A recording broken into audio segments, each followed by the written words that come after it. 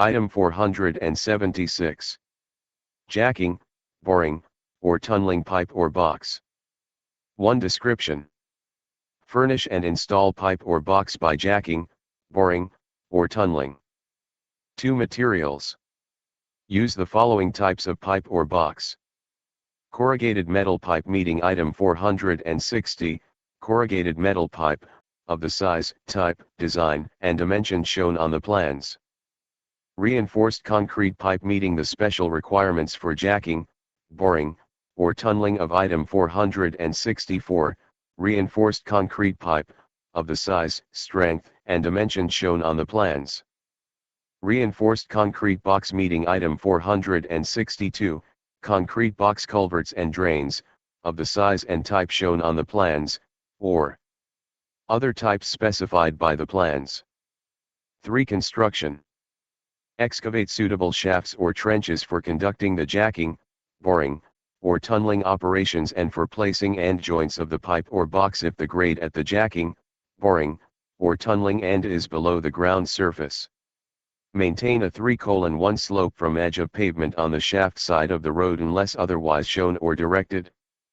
Provide a positive barrier when the shaft location is within the clear zone of the roadway. Protect excavations deeper than 5 feet as specified in item 402, trench excavation protection, or item 403, temporary special shoring. Install pipe or box so there is no interference with the operation of street, highway, railroad, or other facility and no embankment or structure is weakened or damaged. Repair any pipe or box damaged in jacking, boring, or tunneling. Remove and replace any pipe or box damaged beyond repair at the contractor's expense. Backfill shafts or trenches excavated to facilitate jacking, boring, or tunneling immediately after installation of pipe or box. 3.1 Jacking. Provide jacks suitable for forcing the pipe or box through the embankment. Use even pressure to all jacks during operation. Provide a suitable jacking head and suitable bracing between the jacks and the jacking head to apply uniform pressure around the ring of the pipe or circumference of the box. Use joint cushioning of plywood or other approved material. For plywood cushioning material, use 1/2 inches minimum thickness for pipe diameter 30 inches or less, and use 3/4 inches minimum thickness for pipe diameter greater than 30 inches. Use 3/4 inches minimum thickness for all boxes. Use cushioning rings of single or multiple pieces. Provide a suitable jacking frame or backstop. Set the pipe or box to be jacked on guides that support the section of the pipe or box, and direct it on the proper line and grade. Place the entire jacking assembly in line with the direction and grade of the pipe or box.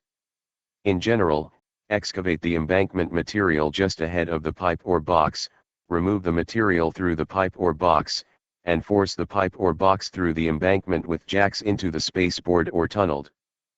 Furnish a plan showing the proposed method of jacking for approval. Include the design for the jacking head, jacking support, or backstop, thrust block, arrangement and position of jacks, and guides in the plan. Ensure excavation for the underside of the pipe for at least 1/3 of the circumference of the pipe conforms to the contour and grade of the pipe. Ensure the excavation for the bottom slab of the box conforms to the grade of the box. Over-excavate, if desired, to provide no more than 2 inches of clearance for the upper portion and sides of the pipe or box. Taper this clearance to 0 at the point where the excavation conforms to the contour of the pipe or box. Carry out jacking without interruption to prevent the pipe from becoming firmly set in the embankment. Monitor volume of soil excavated to avoid any appreciable over-excavation. Pressure grout. Any over-excavation of more than 1 inches pressure grout between the carrier pipe and casing when shown on the plans. The distance the excavation extends beyond the end of the pipe or box must not exceed 2 feet. Decrease this distance as necessary to maintain stability of the material being excavated. Jack the pipe or box from the low or downstream end. The final position of the pipe or box must not vary from the line and grade shown on the plans by more than 1 inch in 10 feet. Variation must be regular and in one direction, and the final flow line must be in the direction shown on the plans. Use a shield or cutting edge of steel plate around the head end of the pipe or box, extending a short distance beyond the end if desired. The minimum distance for parallel pipe or box jacking or tunneling is 3 feet or 2 times the diameter of the pipe or width of box, whichever is greater, unless otherwise shown on the plans. 3.2 Boring or tunneling. Bore from a shaft in an approved location provided for the boring equipment and workmen. Dispose of excavated material using an approved method. Use water or other appropriate drilling fluids in connection with the boring operation only as necessary to lubricate cuttings and pipe or box. Do not use jetting. Use a gel-forming colloidal drilling fluid consisting of high-grade, carefully processed bentonite to consolidate cuttings of the bit in unconsolidated soil formations. Seal the walls of the borehole and furnish lubrication for subsequent removal of cuttings and immediate installation of the pipe. Allowable variations from line and grade are specified in section 476.3.1, jacking. Pressure grout any over excavation of more than 1 inches. 3.2.1 Larger diameter boring methods. Use the pilot hole or auger method for drainage and large utility borings. Pressure grout any over excavation of more than 1 inches. Pressure grout between the carrier pipe and casing when shown on the plans. 3.2.1.1 Pilot hole method. Bore a 2 inches pilot hole the entire length of the crossing, and check it for line and grade during the boring or tunneling operation on the opposite end of the bore from the work shaft. This pilot hole will serve as center line for the larger diameter hole to be bored. 3.2.1.2 Auger method. Use a steel encasement pipe of the appropriate diameter equipped with a cutter head to mechanically perform the excavation. Use augers of large enough diameter to convey the excavated material to the work shaft. 3.2.2 Electrical and communication conduit boring. Limit over excavation to the dimensions shown in Table 1 for electrical and communication conduit borings. Increased boring diameters will be allowed for outer diameters of casing and couplings. Pressure grouting will not be required for electrical and communication conduit borings. Table 1. Allowable bore diameter for electrical or communication conduit or casing. See table in specifications. 1. The diameter of multiple conduits is the sum of the outside diameter of the 2 largest conduits for placement of up to 4 conduits in one bore.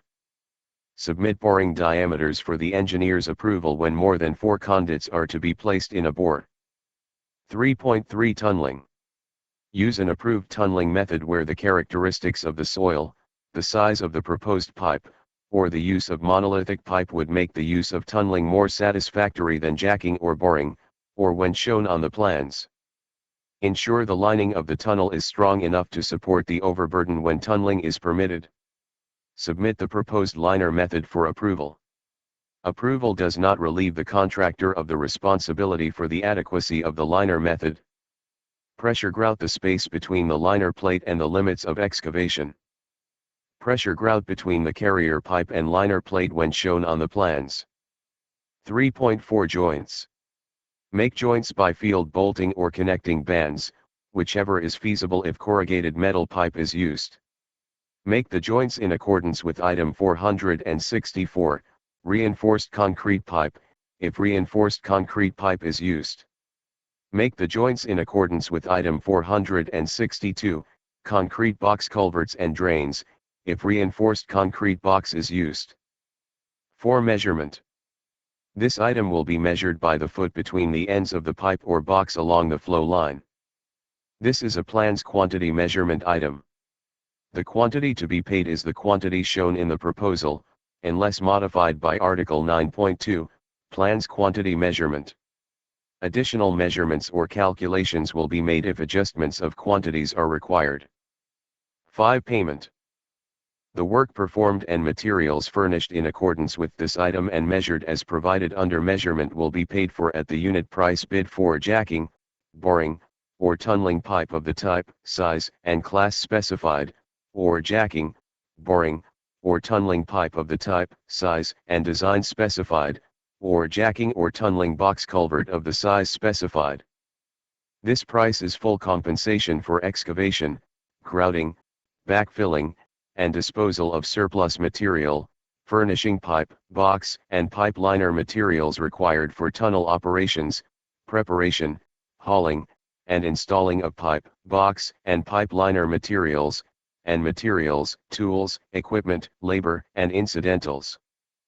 Protection methods for open excavations deeper than 5 feet will be measured and paid for as required under Item 402, Trench Excavation Protection, or Item 403, Temporary Special Shoring.